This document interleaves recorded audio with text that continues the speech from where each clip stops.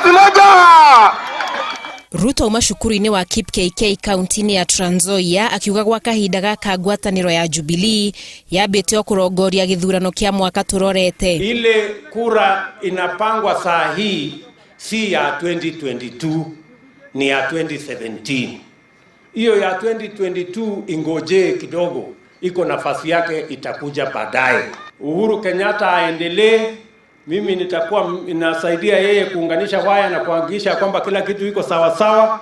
Ile ya 2022 wanaume watajitokeza na tutamenyana siku hiyo. Miario yake yukite orire gukoretwo na ndũgamano ngwatanĩro-inĩ ya Jubilee thutha wa atongoria eri ngwatanĩro-inĩ iyo kuga to nginyagia akanyitwo mbaru nĩ gĩcigo gĩa gatagati wa bũrũri.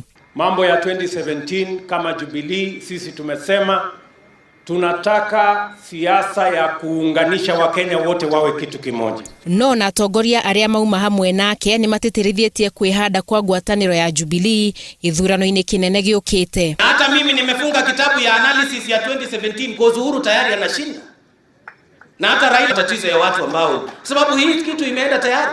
2017 ikifika mimi nitaomba ruhusa, hawa wadosi wangu waniruhusu nirudi uwanjani tuanze kujipanga mambo ya 2017. Tuko pamoja. Atongoria angi a ngwatanĩro ya Jubilee na mauma kaunti-inĩ ya Kiambu kuria makomithitie arunao a CORD kuhinga miario ĩgiĩ kamĩtĩ ya IEBC.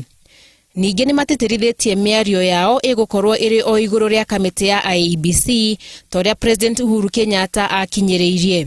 Hatutakubali katika hayo mazungumzo waingize maneno mengine.